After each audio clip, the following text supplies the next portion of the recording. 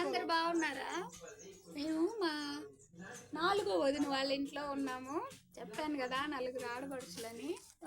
మా వదిన వాళ్ళది షాపు. మాకు ఏం కావాలైనా సరే షాపులో నుంచి తెచ్చుకొని వండుకొని తింటాము. పాపం మా వదినికి రెస్ట్ ఉండదు. షాపులో అన్నీ వదిలేసిద్ది. నువ్వు చూసుకో సీత, నువ్వు చూసుకో సీత అంటది. గోల గోల హడావిడిగా ఉంటుంది. మేము ఉన్న 4 రోజులు పాపం నేనేం వండినా తిని పెడతారు.